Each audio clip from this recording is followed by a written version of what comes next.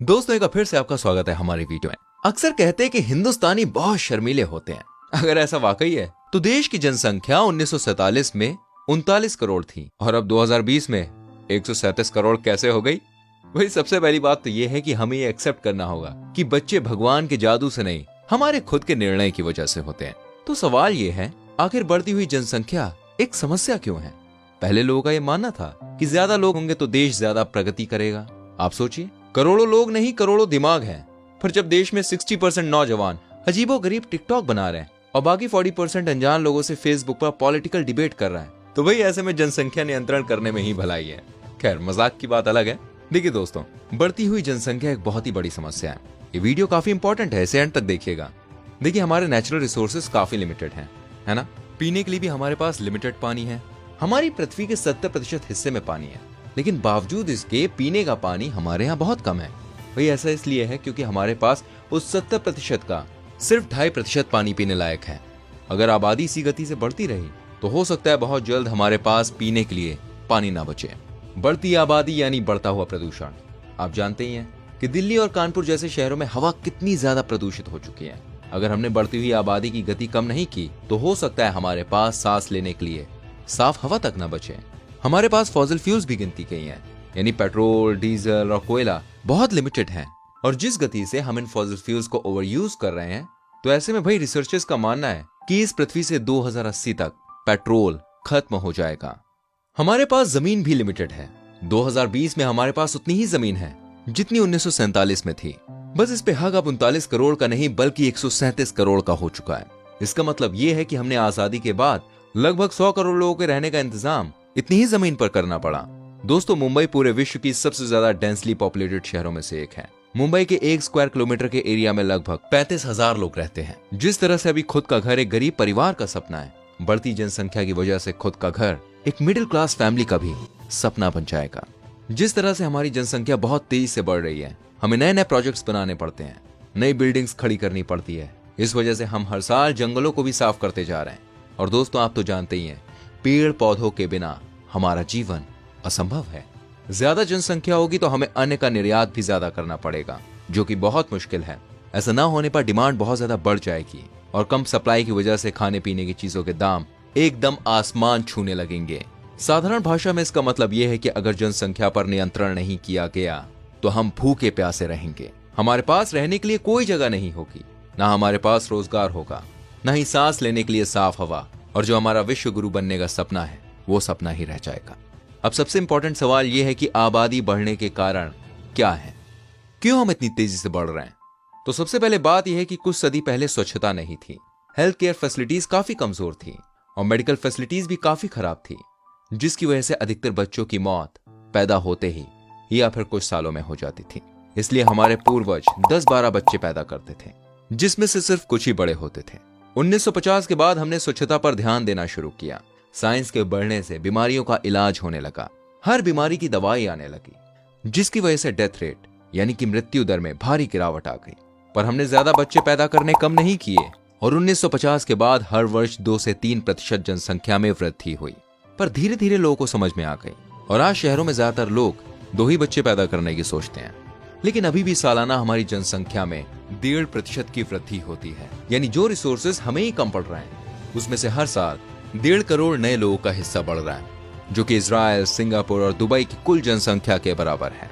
Friends, population विस्फोट की दूसरी वजह है चाइल्ड मैरिज और मल्टी मैरिज सिस्टम। भारत में बाल विवाह और मल्टी मैरिज की परंपरा प्रचलित है। शहरों में तो अब कम है, पर गाँव में अभी भी खूब प्रचलित है। शायद इसके कई किस्से आपने खुद अपनी आंखों से देखे होंगे या सुने होंगे। देश की लगभग 60% लड़कियों का विवाह 15 से 20 वर्ष की उम्र में किया जाता है, जिसकी वजह से वो कम उम्र में ही बच्चे को जन्म देती है। चलिए, ये बात मैं आपको एक उदाहरण के तौर पर समझाता हूँ। मान लीजिए एक लड़की है शीतल, जिसकी शादी 16 वर्ष की उम्र में हो गई। शीतल ने 18 वर्ष की उम्र में एक बच्ची को जन्म दिया। शीतल की बच्ची की भी शादी 16 वर्ष में हो जाती है और वो भी 18 साल की उम्र में एक बच्ची को जन्म देती है। अब शीतल की उम्र हो गई 36। शीतल की पोती की भी 16 वर्ष की उम्र में शादी हो जाती है और वो भी 18 वर्ष की उम्र में एक बच्ची को जन्म देती है। अब शीतल की उम्र हो गई 54, यानी 54 वर्षीय शीतल की अब चौथी पीढ़ी ने जन्म ले लिया है। ध्यान से सुनिएगा मैं क्या समझाना चाह रहा हूँ। वहीं अगर शीतल और उसकी बच्ची की शादी 26 वर्ष में होती, 18 साल की जगह या 16 साल की जगह, तो बच्ची कब होती? जी हाँ, 28 या 29 साल में। तो शीतल की तीसरी पीढ़ी का जन्म होता जब शीतल 54 साल की होती, राइट। यानी सिर्फ शीतल की कम उम्र की शादी की वजह से पॉपुलेशन ग्रोथ रेट में 15 से 25% का इंक्रीमेंट देखा जा सकता है। आई होप आप मेरी बात समझ रहे होंगे। साथ में आपको बताना चाहूंगा, अशिक्षा भी पॉपुलेशन विस्फोट की एक वजह है। भारत में लगभग 36% पुरुष और 61% महिलाएं अनपढ़ हैं। ना तो उनको फैमिली प्लानिंग की जानकारी है और ना ही वो बढ़ती हुई आबादी के परिणामों के बारे में जानते हैं। गरीबी के कारण हमारे देश के परिवारों की जनसंख्या में इंक्रीमेंट होता है। स्लम एरिया में रहने वाले लोग अपने बच्चे को पैसा कमाने के लिए टूल या औजार के रूप में इस्तेमाल करते हैं। आप देखते होंगे रोड में निकलने के बाद कैसे छोटे छोटे बच्चे आते हैं। तो ऐसे में क्या होता है, वो जो लोग होते हैं वो हमेशा अपने परिवारों की संख्या बढ़ाने की कोशिश करते हैं। और दोस्तों, भारत में रिफ्यूजीज के लगातार आने के कारण जनसंख्या बहुत अधिक बढ़ गई। भारत के विभाजन के समय पाकिस्तान से 1 करोड़ से अधिक रिफ्यूजीज भारत में आ गए। 1962 में चीन के हमले के समय बड़ी संख्या में तिब्बती रिफ्यूजीज भारत आए थे। इसी तरह 1971 में 1 करोड़ से अधिक बांग्लादेशी रिफ्यूजीज भारत आए और आज भी इनका आना जारी है। इसके अलावा नेपालियों का लगातार आगमन अभी भी जारी है। श्रीलंकाई तमिल समस्या के कारण 5 लाख से अधिक तमिल रिफ्यूजीज भारत आए थे। अधिकतर इन शरणार्थियों के पास ना रोजगार होता है और ना ये पढ़े लिखे होते हैं। इस वजह से 4 से 5 बच्चे पैदा करके देश की एवरेज को बिगाड़ते हैं। इन रिफ्यूजीज की शादी भी जल्द उम्र में हो जाती है। ये सभी जनसंख्या विस्फोट के लिए जिम्मेदार हैं। 2020 में भी जनसंख्या तेजी से बढ़ रही है।